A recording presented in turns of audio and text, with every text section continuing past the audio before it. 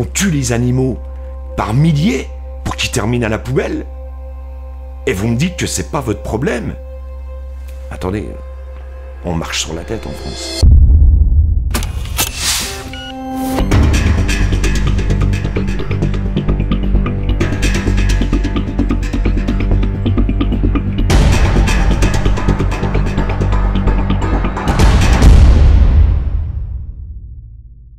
Je m'appelle Laurent, je suis boucher, enfin ex-boucher, j'ai travaillé 25 ans dans la grande distribution.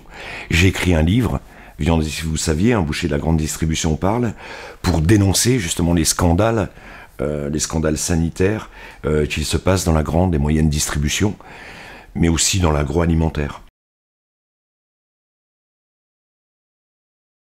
Alors l'objectif du livre, c'était vraiment que vous sachiez de A à Z ce qui se passait dans la grande distribution et dans la moyenne distribution, mais aussi dans l'agroalimentaire, dans les usines, là où on fabrique de la nourriture. J'ai voulu faire ce livre parce que pour moi il est essentiel et j'ai dit que ce livre c'est non seulement un livre qui traite de la malbouffe, mais qui traite aussi également, et ça c'est important, de la santé, parce qu'aujourd'hui malheureusement bah oui, on peut tomber malade avec de la nourriture avariée, on peut tomber malade à cause de bactéries comme la listeria, les Escherichia coli et toutes les bactéries qu'on retrouve dans nos assiettes matin, midi et soir. On peut tomber malade et en mourir.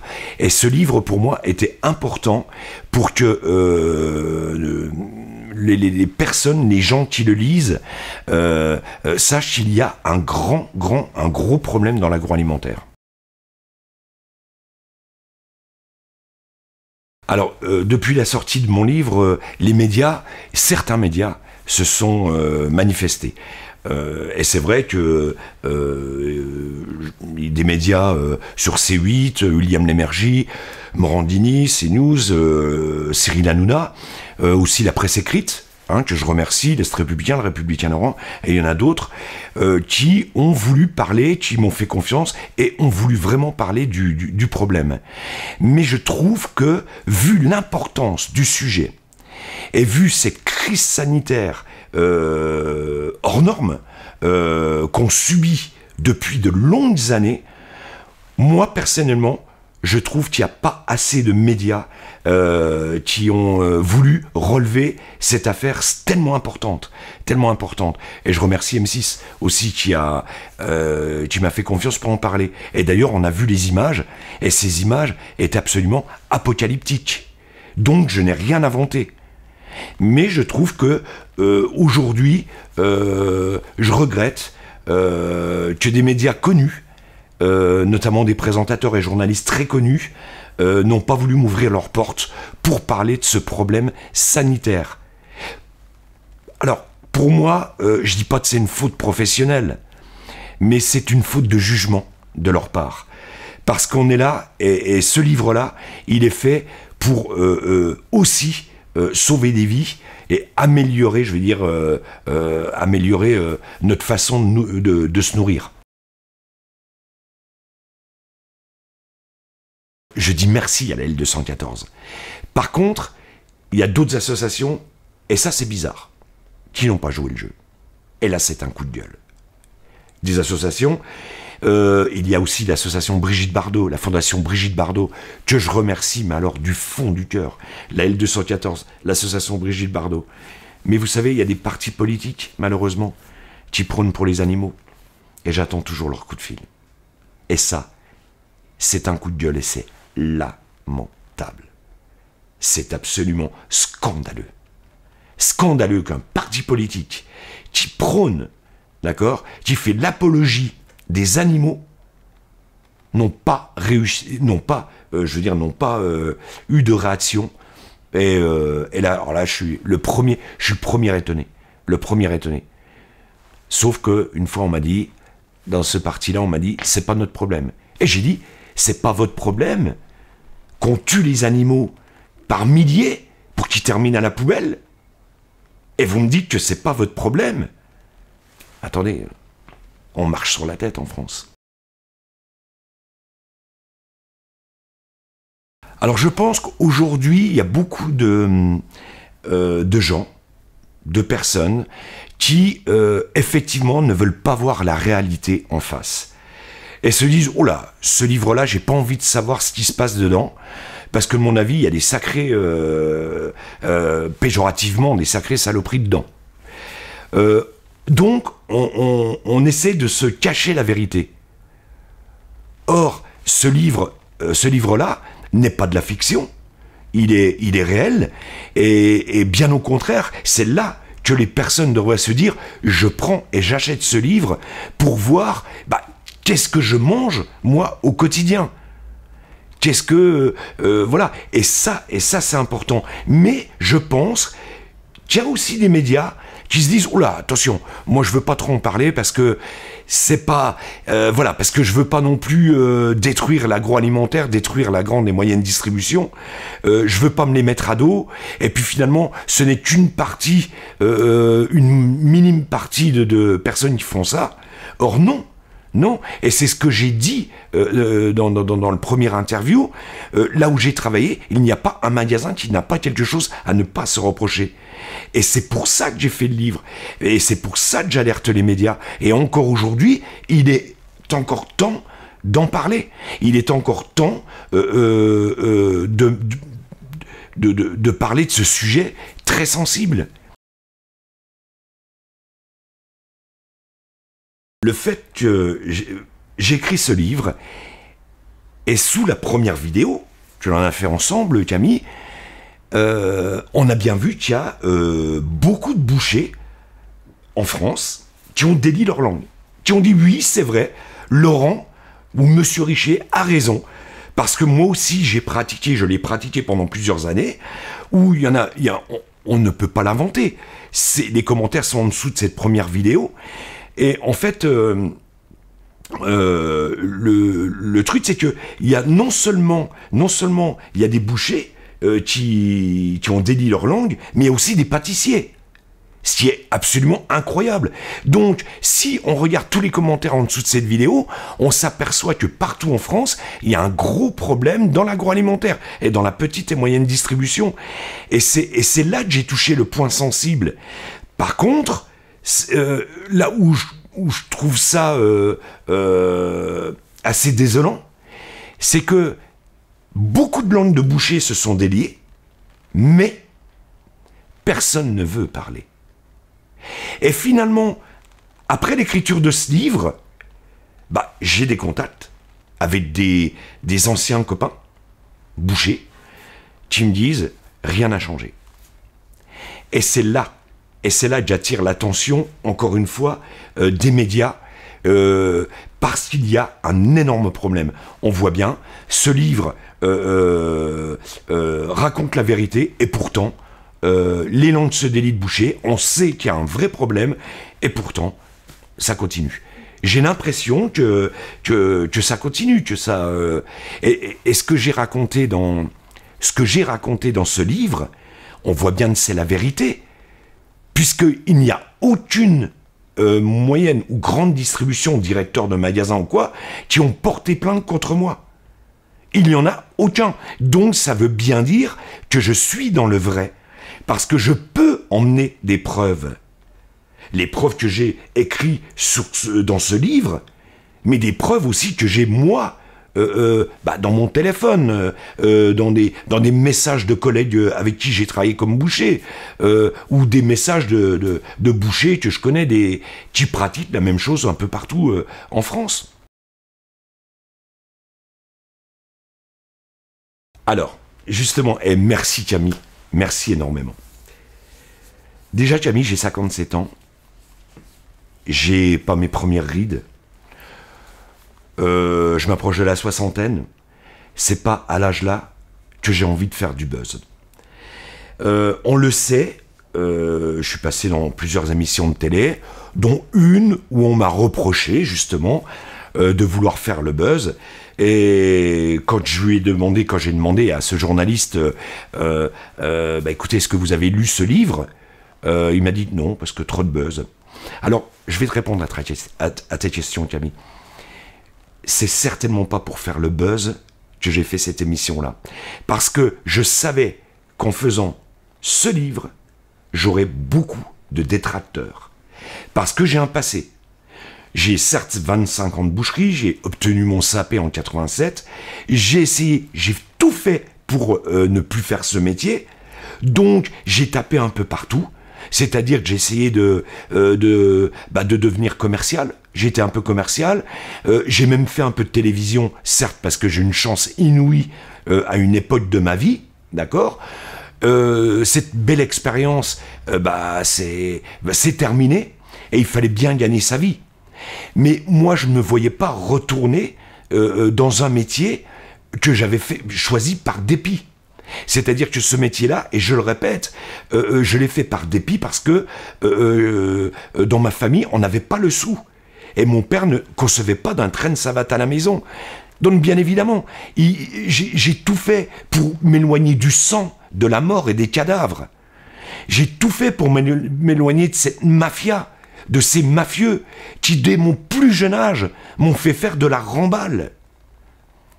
J'ai tout fait. Donc le buzz, non, je n'ai pas fait de buzz, et je le maintiens, c'est pas aujourd'hui, à 58 ans, qu'on espère devenir un Patrick Sabatier ou un Michel Drucker. C'est absolument faux. J'ai fait ce livre pour alerter. C'est ma mission. Et d'ailleurs, après ce livre, j'ai rencontré des personnes, notamment une personne de Taïwan, et je suis fier, qui a lu ce livre, avec qui on a eu un contact, d'ailleurs on a fait une petite émission avec eux, et qui va passer quand même dans 35 pays, et cette femme-là m'a dit, et ça c'est le plus beau de mon cadeau, elle m'a dit, t'es une étoile qui est tombée du ciel. Et ça c'est aller vraiment c'est au plus profond de mon cœur, vraiment, je l'ai pris, c'est-à-dire quand elle m'a dit ça, c'est tout mon corps et mon âme qui ont chaviré, parce qu'en fait, voilà, je voulais faire ça pour aider la population, je voulais faire ça pour aider nos animaux, parce que, je le dis par rapport à cette interview, tu sais Camille, si aujourd'hui, d'accord, avec tous les animaux qu'on tue dans le monde, on calcule tous les animaux qu'on tue dans le monde, dans les abattoirs, qu'on tue lâchement, d'accord, il faut savoir qu'au bout de 17 jours, l'être humain n'existerait plus. C'est quand même incroyable. Donc, et je suis fier d'avoir fait ce livre. Et le buzz, certainement pas. Certainement pas. Et d'ailleurs, j'ai eu des menaces, mais... Et des menaces, j'ai eu des menaces de mort. J'ai eu des menaces... ma femme aussi a eu des menaces parce que elle a eu des menaces. On lui a téléphoné en la menaçant. Moi, on m'a menacé qu'on allait me tuer, qu'on allait mettre des graffitis sur le mur de notre maison. Enfin, voilà quoi. Il y a eu quand même des choses quand même assez graves. Sache aussi que dans les magasins où je vais dans la grande distribution, j'ai également été menacé par des bouchers qui m'ont dit « Ouais, de toute façon, t'as raconté n'importe quoi ». Et qui, par rapport à l'épaule, donne un coup d'épaule ou quoi que ce soit. Si ça, on n'appelle pas ça des menaces, où on me disait « Mais t'as pas peur de travailler t'as pas peur de travailler dans un magasin ? Dans notre magasin, après tout ce que t'as raconté ?» Mais j'ai raconté que la vérité. Que la vérité. Alors, après les menaces que j'ai reçues, les menaces de mort, les menaces dans les magasins, quand je vais faire mes commissions comme tout le monde, j'ai effectivement porté plainte. Il a fallu que je dépose plainte auprès de, plusieurs fois d'ailleurs, auprès de la police, parce que c'est vrai que quand vous recevez des coups de téléphone anonymes, et quand on vous insulte, et quand on vous insulte de nom d'oiseau, et quand on vous dit que vous allez mourir ou quoi que ce soit, voilà quoi, vous êtes... vous êtes obligé... et c'est vrai que j'ai eu peur. Mais si telle est ma mission, et si je veux dire, l'emmener à bien, si cette mission, je dois l'emmener jusqu'au bout, dans ce cas, c'est le ciel qui me protégera. Et ça, j'en suis intimement convaincu. Pourquoi ? Parce que on tue tant d'animaux, on tue trop d'animaux en France et dans le monde, mais on tue aussi des consommateurs. On tue aussi les consommateurs. Alors après, c'est sûr que après les menaces, et là je reviens sur le buzz, parce que tu sais très bien, Camille, on n'est pas millionnaire en faisant un livre. On est d'accord. Et ce livre, je l'ai fait du plus profond de mon cœur. D'accord?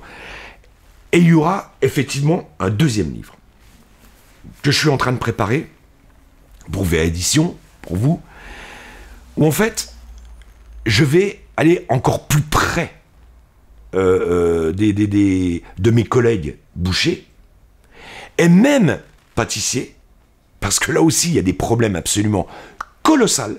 Quand je dis colossal, c'est colossal. Je vais me rapprocher de mes amis charcutiers. Ça va être un peu un livre d'investigation, où en fait, je vais ramener des témoignages avec des photos, pour montrer qu'il y a vraiment un énorme problème. Et dans ce livre, je vais parler aussi de la nourriture pour nos animaux à quatre pattes, qu'on aime tant, et qui, là aussi, se passe un scandale colossal. Un exemple, en période printanière, quand on fait les brochettes, d'accord, les bouchers, vous savez ce qu'on fait dans la grande distribution, on prend les brochettes, d'accord, on laisse le bois, on met tout à la poubelle, même dans les emballages. Ça se passe souvent comme ça. Mais le problème, c'est que tout va être brûlé. D'accord? Et en fait, nos animaux vont tout simplement manger du plastique, du bois et de la viande. C'est une réalité.